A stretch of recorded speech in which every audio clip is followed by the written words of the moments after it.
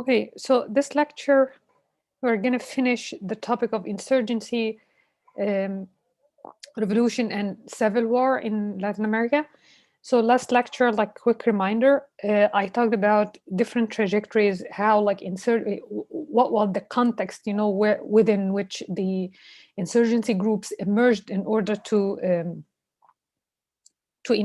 take these kind of violent acts these acts actually were escalated into revolutionary acts, successful revolutions in Cuba and Nicaragua, and then like prolonged civil war in El Salvador and Guatemala. So from these insurgencies, we have like two successful cases, and in some other cases, these kind of initial guerrilla groups didn't manage, to attract peasant support or to appeal to wide masses in order to initiate these insurgencies from the very beginning. That happened in Bolivia and Venezuela and to some extent in Peru.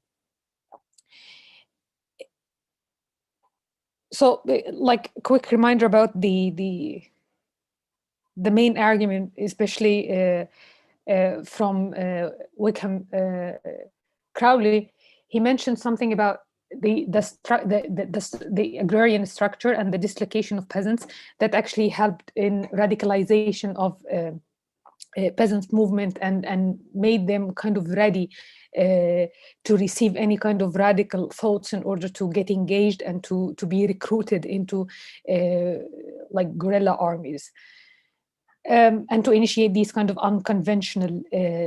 means and to undertake these violent actions in order to achieve particular outcomes. And then like from these kind of constellation of factors, like starting with this kind of agrarian structure and dislocation of peasants and their demands for some sort of material benefits in order to survive and to advance their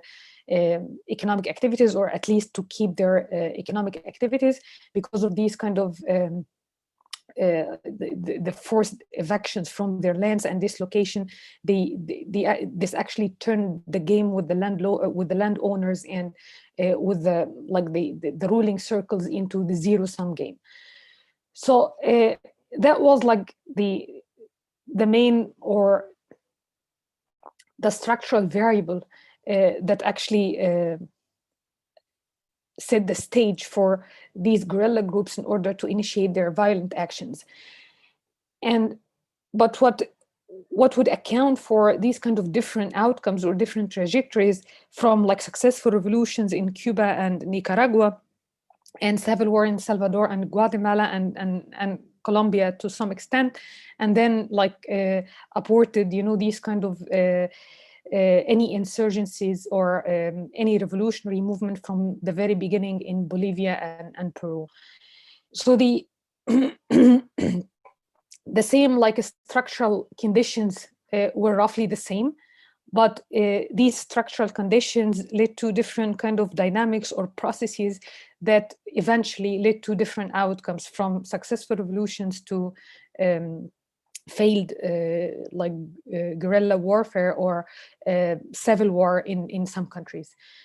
What he mentioned, like the crucial variables that led to this kind of significant shift in these contentious processes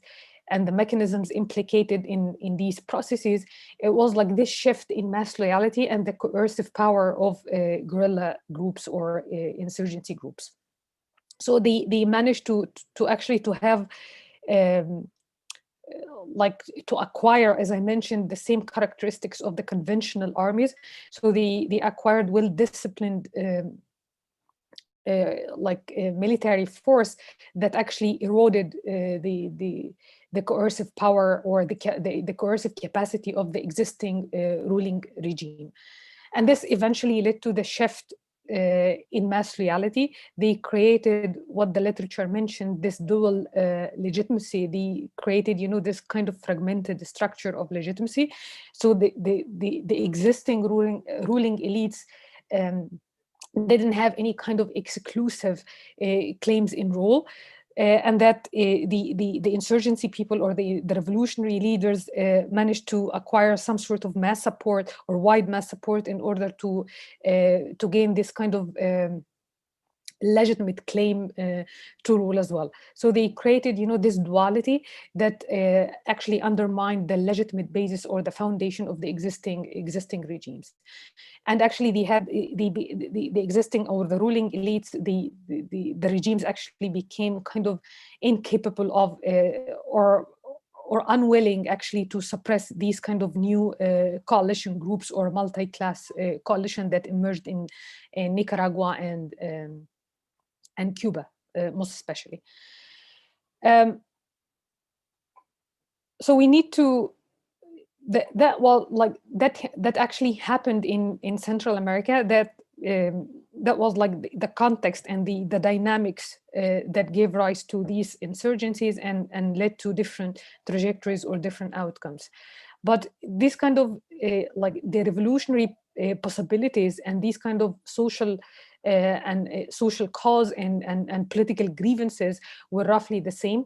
But when we tease out these kind of similarities and differences between these cases, we need to look into to investigate, these episodes and the mechanisms and the dynamics actually these episodes entailed, in order to have or to examine thoroughly these kind of different outcomes.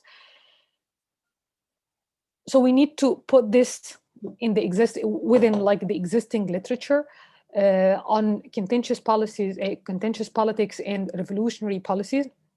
And that would help us understand how kind of interaction between structural properties and agency choices would account for these kind of different outcomes in the region.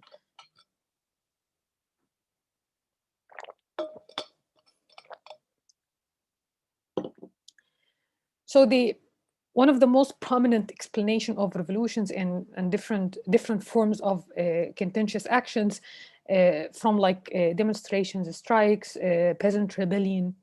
and even civil wars, it was like a structural elements or structural factors. So the central point here, and the most prominent study is Cockpole one on revolutions, and actually.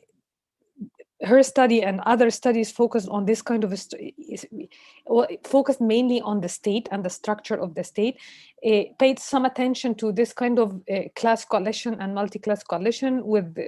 downplaying, this kind of Marxist tone. It's not only like proletariat or labor movement, but also like urban movement as well. So it had this kind of class coalition element. But the main factor is the state structure here, the physical consideration or the physical crisis the state actually faced, that enabled some revolution or made it kind of vulnerable to these insurgency people or insurgency groups in order to undertake their violent and revolutionary actions against some key positions and the main institutions, and made it a bit easier for them to occupy these centers of power and basically the coercive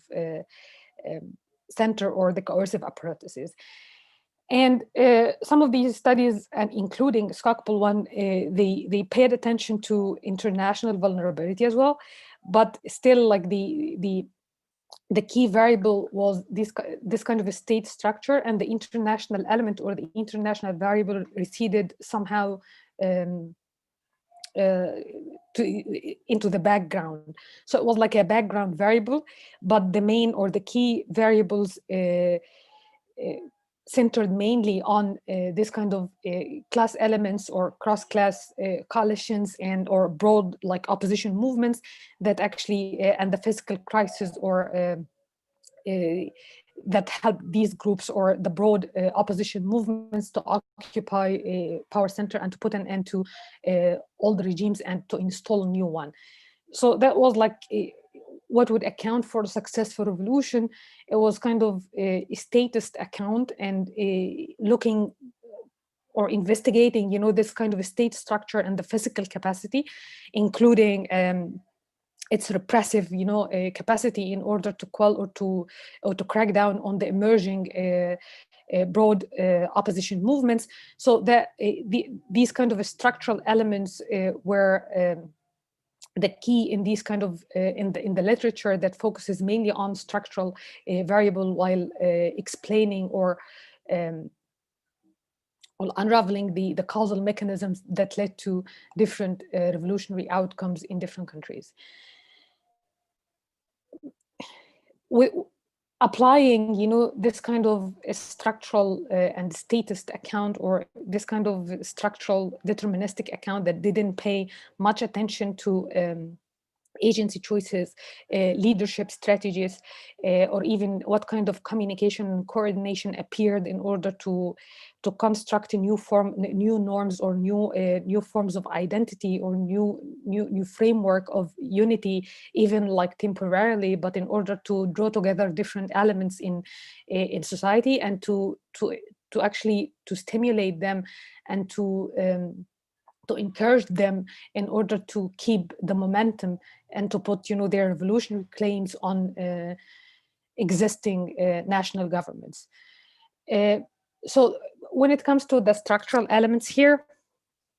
so you may apply this to the agrarian reform and the agrarian structure, and the cohesiveness of the ruling elites. So when there were kind of elite defections, as it happened in Nicaragua, for example, when disgruntled elites from previous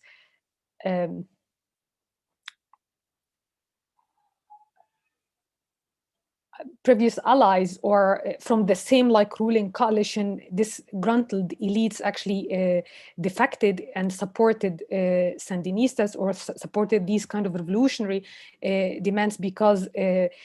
Somoza family actually, or the policies actually alienated some of the existing elite elements. So that's why the Sandinista people, or the group, actually managed to appeal to even the bourgeoisie element, or some elements within the ruling elites, that helped or feeded into these kind of elite fragmentation or elite structure. And because of this kind of popular, like Sandinistas, actually they avoided this kind of fiscal crisis, or the exhaustion of their budget, because of the help of the United States to the Contra. So they actually managed to recruit some popular masses into their popular armies, and even these kind of civil militia, that actually fended off any attempt to drain, to drain them, or to drain their efforts financially. So structurally, you may focus on this cohesiveness of elite circle, and to what extent this multi-class coalition or broad opposition movements that brought some elements from bourgeoisie and mainstream press and non-traditional leftist elements, they became part of these revolutionary movements in Nicaragua and to some extent in Cuba. So that's why they managed somehow structurally to shake in the existing structure, and to sustain their violent and military activities that eventually led to the collapse of the Somoza dynasty and Batista in Cuba. In structurally speaking, in Guatemala and El Salvador, they did acquire, the revolutionary discourse appealed to peasants' movement or wide mass support. But actually, what happened in El Salvador, they highlighted, or they didn't downplay this Marxist rhetoric. So that's why they were not able to construct or to forge this kind of multi-class alliance or coherent or unified opposition movement. And this actually kept, in a way or another, the ruling elite kind of cohesive, and with the help of the United States actually financially, and with the transferring some of the military aid to the existing government or the existing military or hardliner in the military establishment, this led to like fiscal innovation in these countries, and these guerrilla movements were not able to sustain their military action, or they didn't have this coercive capacity in order to cope with the existing ruling elite or the conventional military operations. With their fragmentation and inability to form this broad opposition movement or cross-class coalition, it became, and in a way or another, the elite defection in these countries were not decisive in were not that decisive, or were not that significant to the extent that to the extent that they would actually unravel the existing ruling coalition, and to give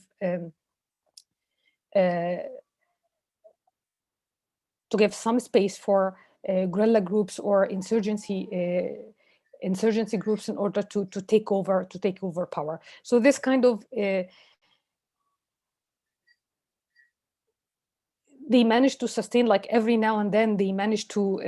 gain some sort of ground, especially in some rural areas in El Salvador and to some extent in Guatemala, but they were not able to sustain it to the extent that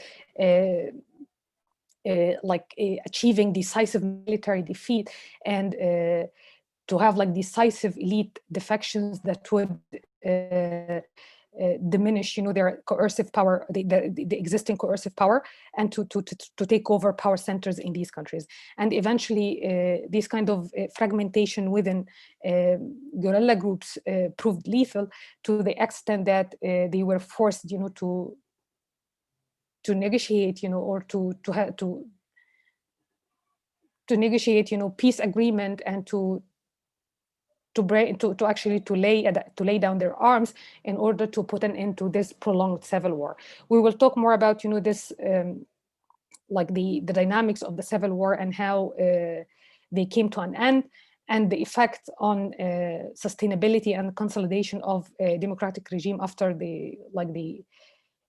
installation of this electoral dynamics and the elections of civil presidents and the elections of the representatives, somehow legislatures in these countries.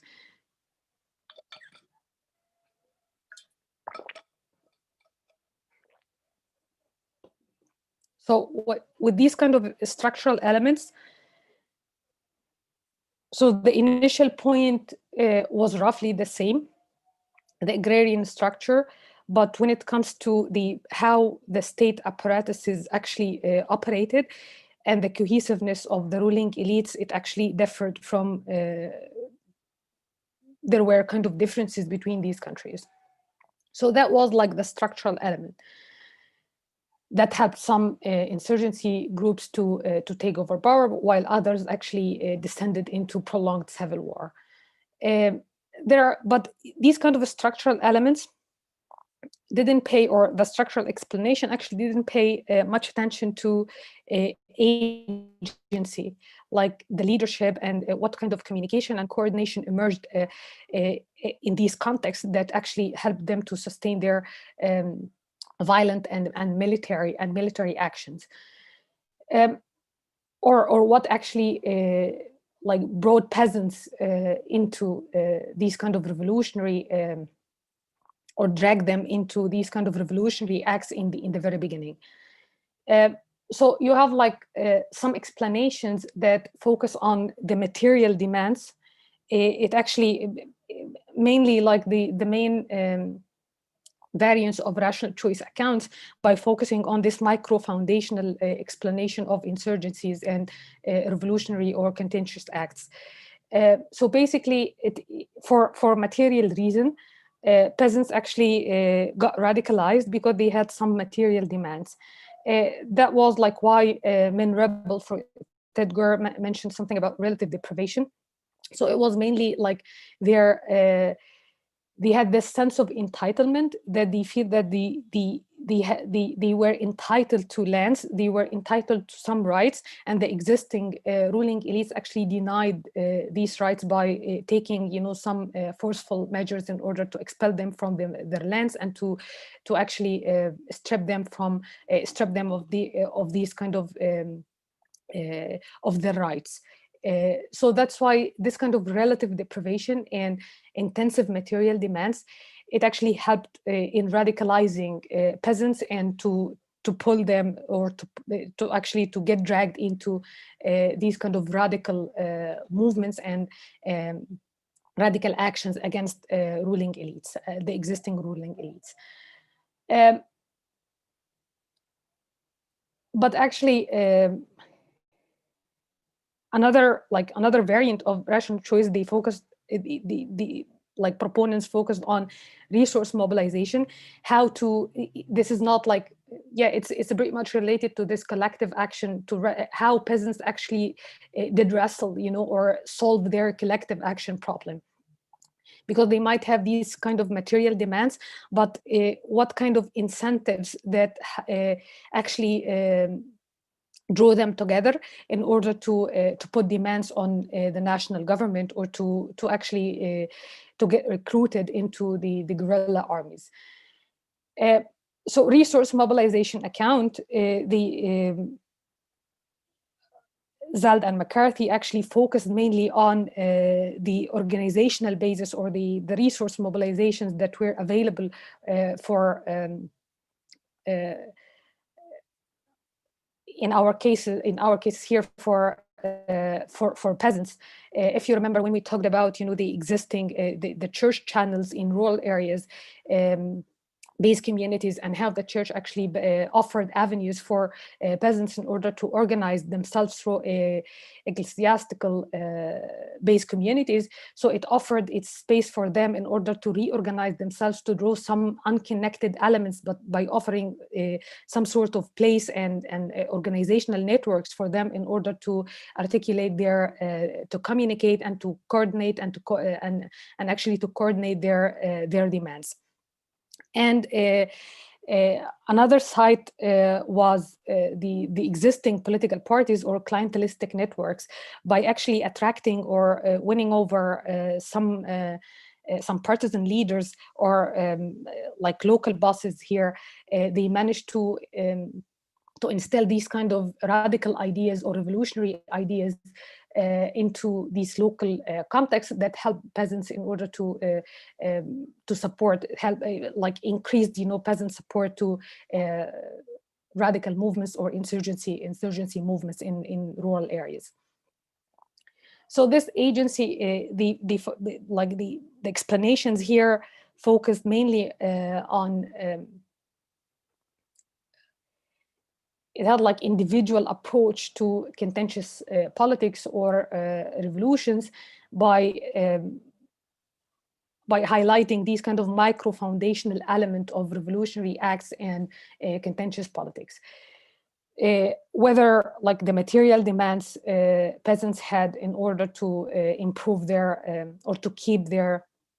rights to lands, or the available organizational structure that helped them to sustain and coordinate, and to offer them some effective communication with leadership in order to sustain their military actions against the ruling elite, or to sustain their kind of violent actions and struggle for power. Cognitive elements and motivational forces that actually pushed peasants and made them, or made them believe in this kind of revolutionary act or revolutionary ideals in order to sacrifice in the name of the revolution, as I mentioned last time. So this agency account passes over this kind of cognitive element and motivational element, So that's why cultural framing or constructivist, the shifted the analysis to the identity, the development of new identity, how like different elements or different individuals that they didn't have, or they previously had different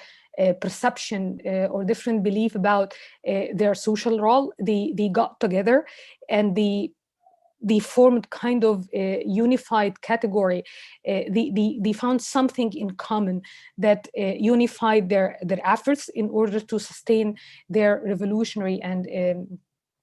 military actions against the national government. As workers or as oppressed, or here, like, you know, the leaders in Nicaragua, for example, they had like this kind of broader category, like anti-imperialist, national, like self-determination, this kind of national sovereignty. So this kind of broad category that draw together different or previously unconnected elements from bourgeoisie, from mainstream press, from even landowners. So they managed to get together, and they found, you know, something, they constructed something in common, and they had different perception about their social role at this point. And related to this, it's kind of boundary formation, what literature says, how to establish this kind of boundary formation, to demarcate the boundaries between us and them distinction. It's them as, like, you know, like oppressed and oppressors, to highlight, you know, this kind of exploitative structure between, like, you know, disaffected or dissatisfied social forces and ruling exploitative ruling circle, whatever the frame of this kind of boundary formation, that it helped in constructing this kind of us and them distinction, would help sustain the revolutionary struggle. So the literature mentioned, they put them together, like this kind of agency is not kind of separable from cultural framing, because political leadership, when they have these kind of organizational space or organizational avenues in order to construct these kind of networks, they need to draw or to capitalize on the existing cultural reservoirs in order to establish these new norms. So political procurage here, they needed to connect different sites, previously unconnected. So they need to draw together, you know, different peasants, different networks in rural areas, in order to communicate effectively with the with peasants or grassroots movements. And then within the process, they needed to establish new, as a procurage, they needed to establish new kind of norms that would stimulate, in our case, like peasants or actors, in order to stimulate them to undertake these kind of contentious and sustain their contentious behavior. So they needed like some sort of organizational resources and effective communication and coordination as well, but they needed as well new norms or new like ideational foundation that helped actors to sustain their contentious behavior. In our cases, as I mentioned, like the church and the existing political parties in rural areas, they offer these kind of organizational resources for peasants and for revolutionary leaders to preach at peasants and to instill these kind of new norms and new ideas in these local contexts. And they establish these new norms by downplaying, as I mentioned, or like relegating or the Marxist discourse or rhetoric, you know, to the margin, and offering more broader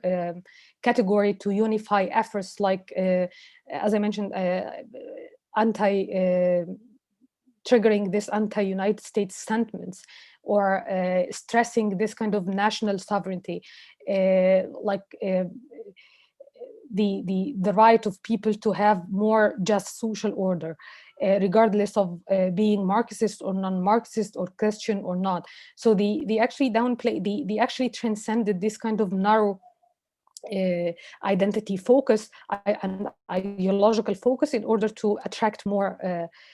different elements in these local societies.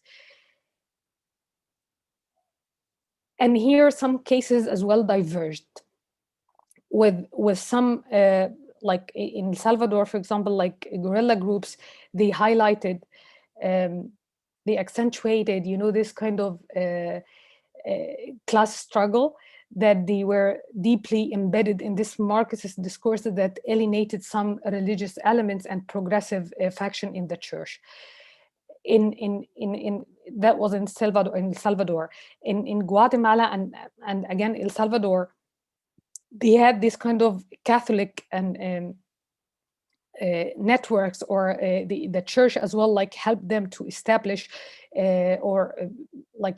to offer, help them to organize peasants into specific networks and specific organizations in order to mitigate or to offset or to counterweight, the existence of the state forces in these local spaces or in these local areas. But what happened, the political leadership there opted for a different strategy. So they didn't, it didn't help with the establishment of these kind of new norms, with these kind of fragmentation or multiple discourses or multiple social norms. They didn't manage to establish this kind of unified category in order to unify struggle against the military dictatorship in Guatemala and El Salvador. And this actually drained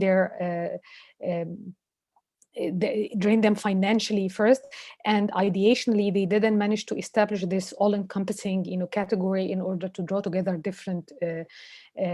elements or different unconnected elements.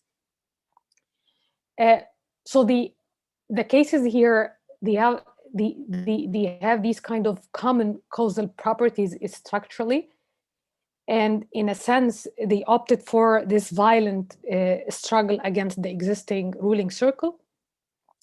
But with this different combination and sequences in the process, this led to different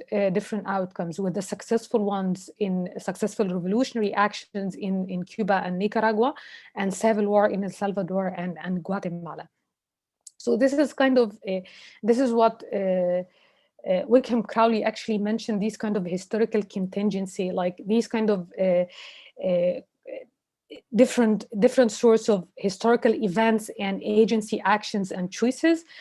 at different points down the path led to like the diverged the outcomes, or shifted the outcome in a way or another. So here they had like the same causal properties, like this exploitative agrarian structure, and some, especially like Guatemala and Salvador, they acquired, they appealed to the peasants, and they gained their support, but they didn't, like in the process, like agency choices and establishing, these kind of new norms or new forms of identity, or new category, new unified category of identity formation. It actually they diverged, down the road. And so this kind of, for us, it's not like coherent, and them in a way it was there was, like, to be sure, there was kind of elite defection, but they didn't, these kind of defections were not that decisive in order to lead to the breakdown of the military authoritarianism in these countries. So they actually, this kind of us and them axis, it didn't work well because of like agency choices, what kind of social roles and social norms or new norms they needed actually to infiltrate, they needed to instill in these local areas. They differed greatly, with this regard.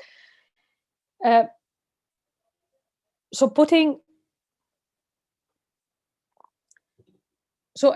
like if you have like three kind of explanations, like the one with the structural focus and the other ones with agency or cultural framing focuses. So each explanation of this like focuses mainly on one particular, or explaining, what happened, especially like insurgencies and different outcomes from particular angle. And the other explanations actually they actually perceive what happened from a different perspective. So they highlighted, you know, some variables or some factors, structural explanations actually pass over, and they needed to highlight. For example, they didn't pay attention to the leadership choices and this micro foundational element of revolutionary acts. So that's why agency and cultural framing, they focused on agency first. They focused on this kind of collective action problem, and how like these kind of resource mobilization and material demands might motivate, you know, the actors in order to engage in these kind of contentious practices. And cultural framing focused on the cognitive the cognitive elements in order to examine why and what kind of cognitive processes that actually pushed peasants, you know, to take part in these revolutionary or rebellious acts. So especially, you know, when we explain, you know, these kind of especially like the topic like the revolution or a successful revolution, so you need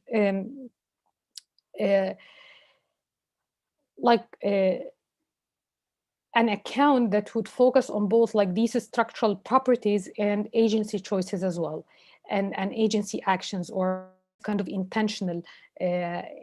actions. So for Skocpol, like these kind of revolutionary crises just emerged. It was not created like these kind of by focusing on state structure and this kind of fiscal crisis and coercive power and the willingness to quell or to put down the new emerging, you know, opposition movement. So that was the key in determining, you know, to what extent the revolution would be successful. But actually, agency choices were essential as well. So that's why some cases actually departed from the same socioeconomic conditions: dislocation of peasants, exploitative agrarian structure, emergence of insurgency groups that actually radicalized, you know, white segments in rural societies, but actually in the process they diverged because of this kind of agency leadership, the ideational and organizational choices political leadership or revolutionary leadership actually opted for. So again, like in some cases, they opted for this broad opposition movements. They didn't need to focus on. They didn't have they didn't have like to have this narrow focus on Marxism and traditional leftist elements like labor, peasants, and some elements of leftist students, but actually they attracted, you know, some bourgeoisie element and some bureaucrats from the state apparatus itself that actually helped in unraveling, you know, the existing ruling coalition. And this like the organizational and ideational elements, they helped, both of them helped like political leadership to escalate and sustain their armed struggle or armed confrontation. With this kind of, because like you cannot speak of like a revolution or a successful revolution without, you know, paying attention to the coercive power that would actually undermine the legitimate use of violence by the traditional ruling elites. So by escalating, you know, these kind of armed confrontation and violent acts, they created, you know, the like a parallel conventional army as well that claimed, you know, rights to rule. And this had, you know, with this kind of cognitive and motivational processes of wide masses in order to attract their loyalty and their acceptance of new elites, you know, that they had the right to rule them or to govern them. So this led to like legitimacy crisis in these countries, and this actually prevented the state or the traditional ruling elites from deploying traditional traditional tactics like co-optation, co-optation of opposition leaders in order to fragment or to divide and rule, to follow this divide and rule strategy by co-opting, the opposition leadership, and this would fragment, the opposition movements or the guerrilla groups from within, or as Crowley mentioned, this kind of competing political proposals or political programs. This actually would diffuse, these opposition movements by focusing, by introducing new electoral elements, or having elections that brought new civilian president to power. This actually undermined any kind of violent and armed confrontation with the new regime that they had. These regimes actually had new legitimate and electoral foundation. So that's why they put an end, and they forced them to have, the negotiation at the they forced them to have to get them at the negotiation table and to ratify these peace agreement or ceasefire armistice. So that in these countries, the civil war, that the traditional or the existing ruling elites and the guerrilla groups or insurgency groups, actually they were not able for quite some time to inflict decisive military defeat, but eventually these kind of ideational and organizational choices and the physical capacity of the state that actually helped it to sustain, their the military effort against insurgency groups, it eventually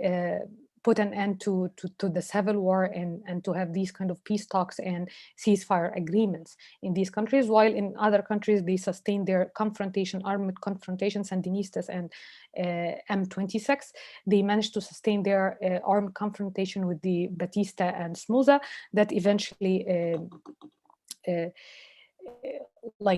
created fragmentation from within the elite circle and led to the total collapse of traditional authoritarian rule and introducing new forms of governance in these two countries.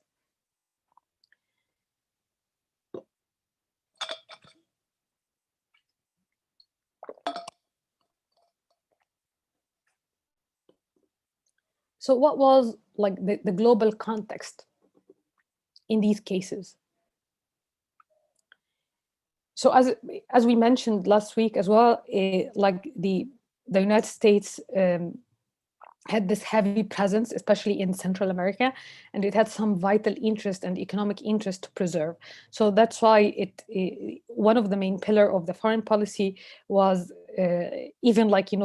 undertaking this kind of physical and military intervention in order to preserve, to solve any kind of internal disputes and to actually protect their the American economic interest. So the intervention took different forms of intervention, from actual military occupation to a brief period of intervention in order to install hand-picked political leadership, but it had same pattern. These kind of internal disputes in some Latin American countries that actually pushed the United States to deploy military forces or to intervene militarily in these countries, and then to dispose, the ruling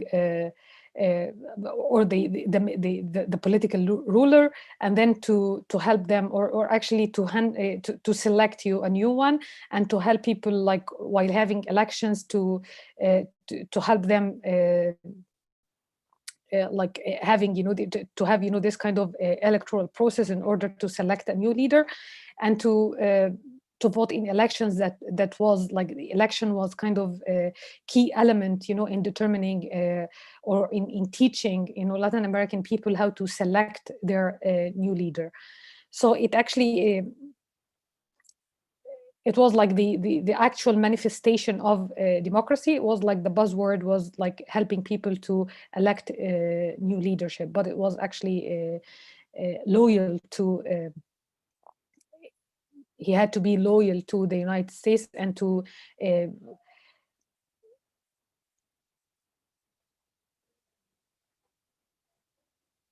Or actually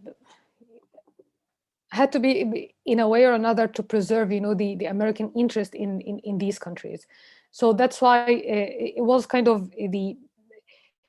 different definition of democracies, but in this context, the main pillar was these kind of elections and helping people in Latin America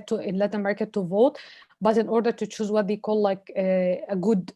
man or a good ruler, in order actually to stabilize the entire like political and social order from on the one hand, and to preserve and to de-radicalize the political landscape, and to preserve the American interest and economic interest in their countries on the other hand. So it had like strategically, Latin America is like a sphere, the sphere of influence. It was like strategically very important for the United States in order to protect their interests and to actually hold the spread of communism in the region, especially during the Cold War period. But even before that, it had like a long history of military intervention. Like Texas actually, it seized actually Texas in 1830, and large parts of New Mexico in 1840. So it had like territorial claims as well, and military intervention and struggle for territories and lands in the 19th century. So it had like as a sphere of influence or its backyard, so it gave itself the right to intervene, to resolve any kind of internal disputes there, and to preserve their strategic interests in these countries. So as I mentioned, it had like this kind of physical military occupation in Nicaragua, Haiti, and the Dominican Republic. So it actually militarily intervened and occupied these territories, and this led to resentful feeling against this form of imperial authority and military occupation in these countries, and this led to like this kind of resentful feeling and the emergence of this kind of anti-imperial discourse especially in Nicaragua, because of this history of. So it was a totally like took over some vital government positions and some vital state apparatuses in order to protect its own interest and to de-radicalize the landscape. So even like when it seems that it had like totally different discourse with like this kind of self-determination principle after the Wilson, when he mentioned this kind of self-determination principle. So the United States actually didn't give up on this kind of military intervention, but it had different formulation of these kind of military intervention that they were like Americans, would be there for Latin American people to teach them how to elect their political leadership and how to have this kind of competitive electoral regimes during that period. If you remember, it was like before the labor mobilization period, so it was totally dominated by oligarchical circles. So it was like democracy was reducible to these kind of competitive oligarchical system without meaningful participation, especially from the popular classes. So it had like they had the right to determine their own destiny, but within the terms or within like the teaching principles the United States actually established. And like the after the Second World War, the intervention took like a new turn. Because of this, it became like one of the vital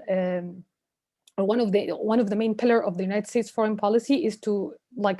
prevent, this kind of the communist threat from spreading across across the country, across Latin American countries. So that's why it had like this kind of containment policy, and it had to it gave itself the right to intervene in order to prevent these communists from taking power. So this kind of containment policy didn't, and actually they resolved any kind of contradictions in these discourse between democracy and stability. And for them, they stated clearly during that period that communists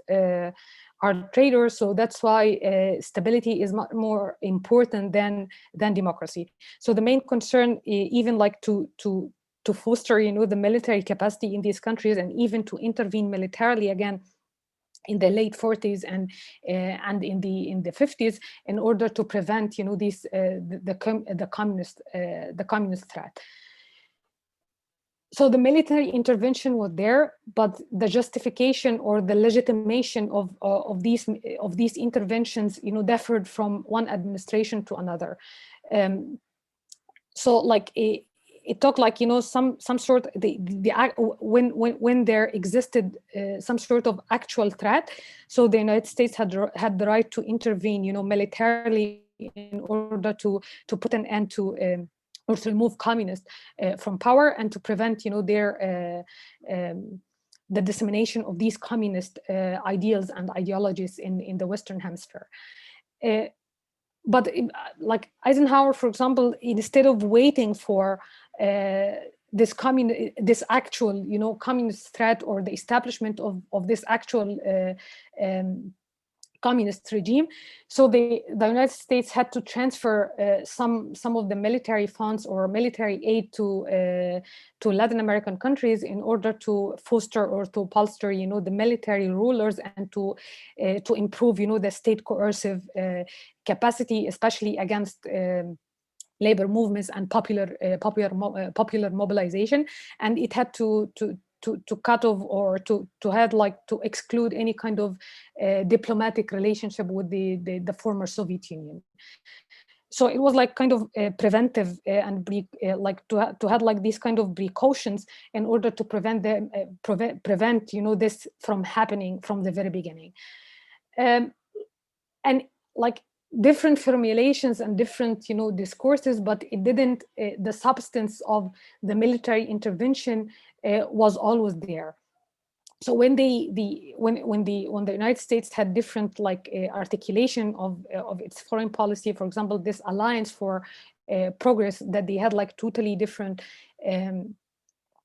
definition of revolution, that happened actually after after Fidel de Castro took over power in Cuba. So they had to have like a different ideational content by defining, revolution as like Latin American people had to have like this kind of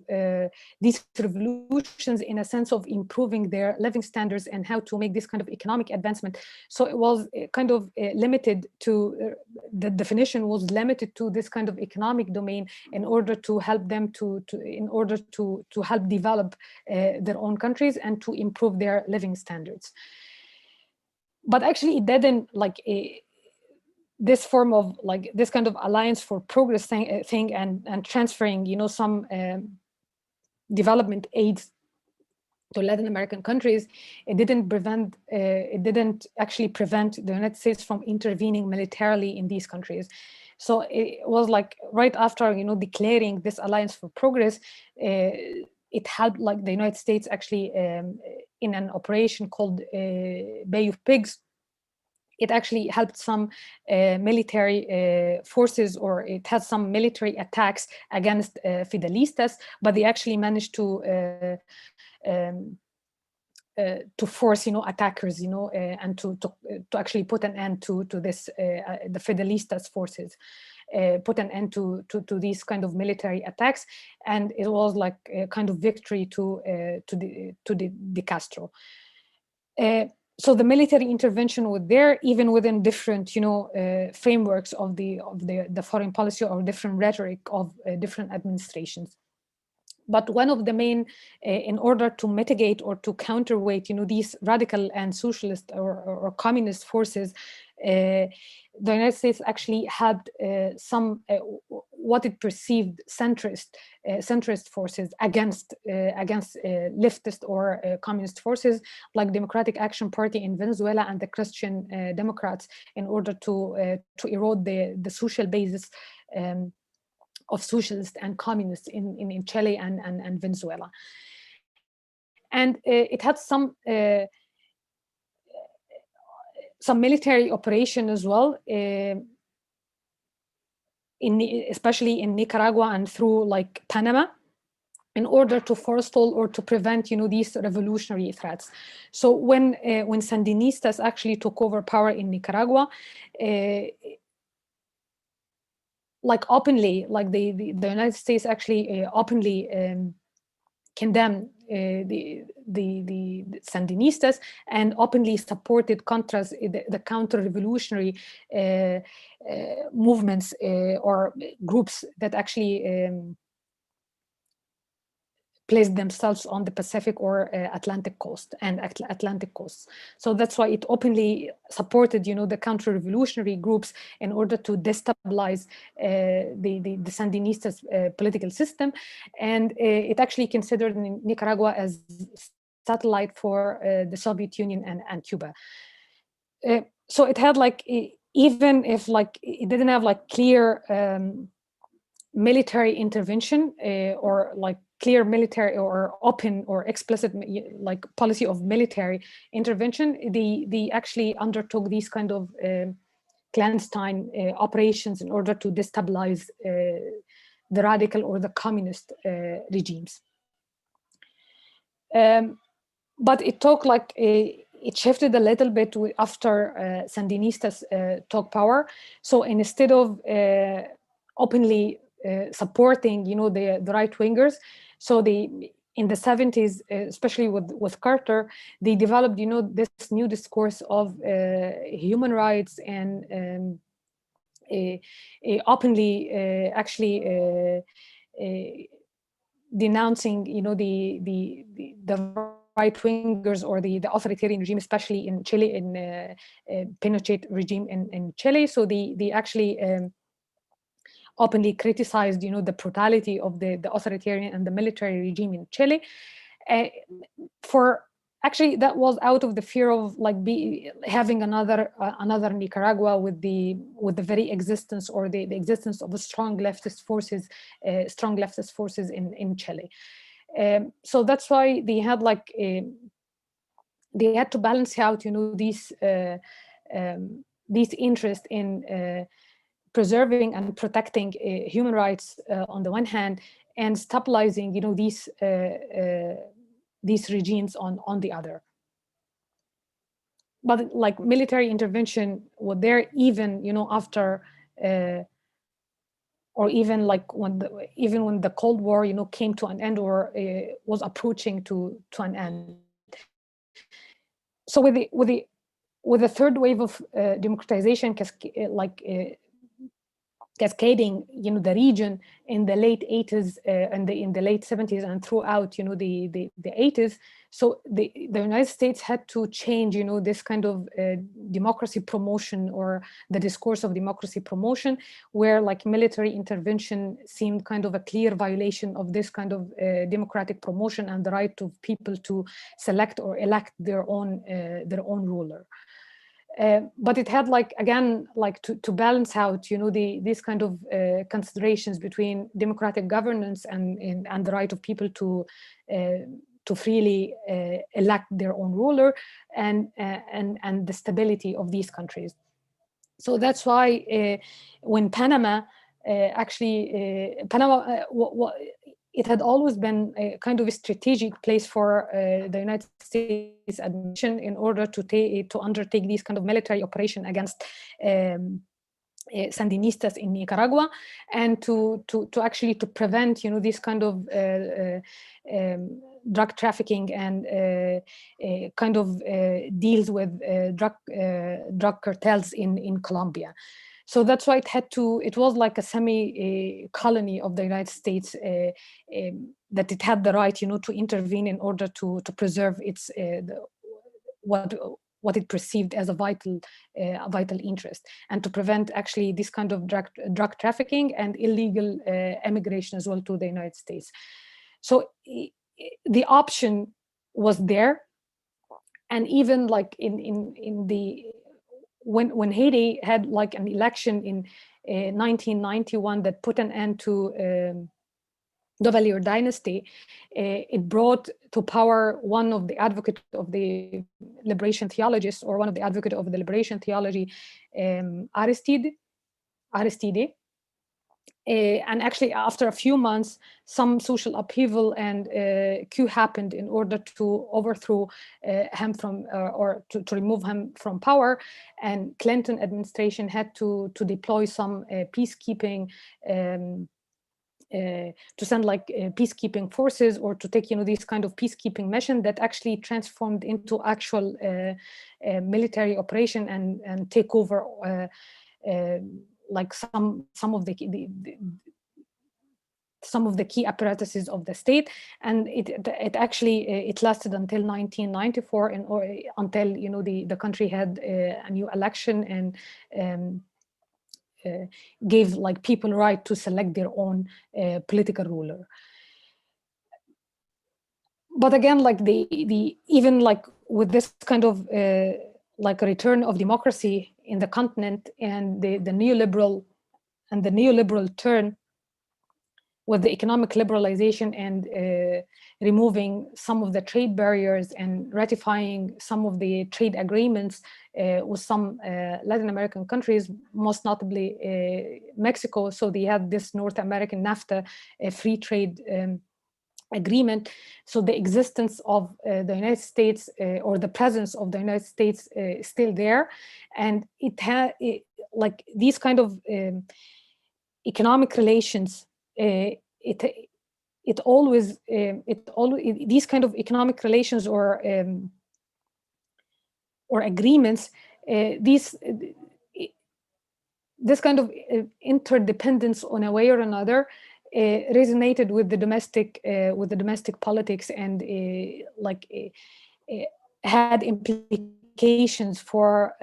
stability or instability of the entire political system.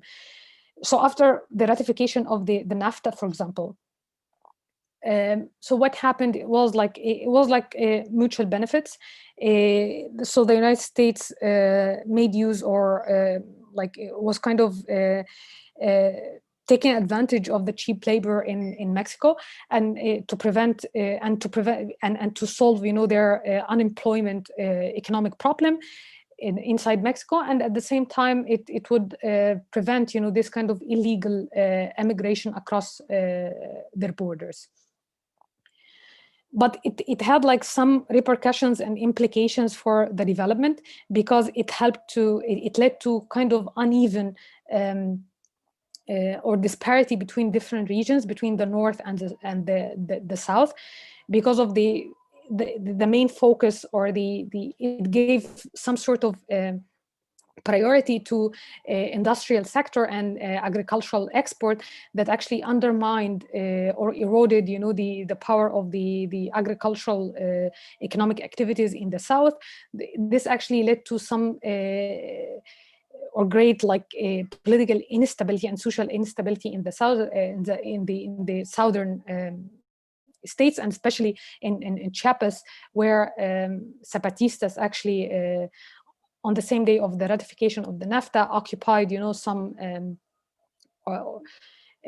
undertook these kind of violent acts, and occupied some state institutions in order to express their resentment and anger against this kind of dependent economic relationship, so with the United States, that would actually affected their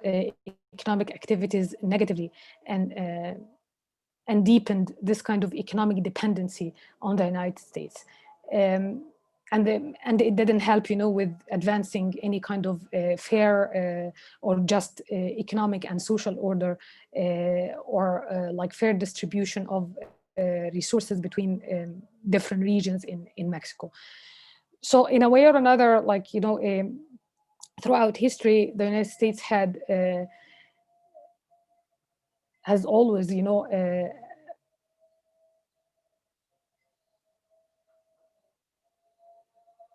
had a presence, in the region, either through this kind of direct military intervention on the one hand, or transferring, some sort of military and financial aids in order to support some political forces and to erode the social basis of other social forces, especially radical and leftist forces or revolutionary forces on the other hand. And even with this new discourse or of democracy promotion and the return of democracy in Latin America, especially in the 90s, after the new turn, or after this new liberal turn in the region. So the United States had to actually reinvent, the discourse of democracy promotion, and to redefine its relationship with some Latin American countries within this parameter of democratic governance and economic liberalization, and maintaining as well stability and order across the region. So to what extent, this kind of international element or international dimension affected, the revolutionary forces in Central America during, the 50s through the 70s. So it was there, but so as well, like these kind of structural elements and agency choices were always there, and this kind of that was happening, against the backdrop of the military intervention of the United States and the direct or the military support of some counter-revolutionary forces in these countries, and this actually led to this is related to this international vulnerability variable, but still, like the internal dynamics in Cuba and Sandinista managed actually to mitigate or to override, the effect of the United States, the military support to counter-revolutionary forces there, and to actually some sort of widening their opposition and social basis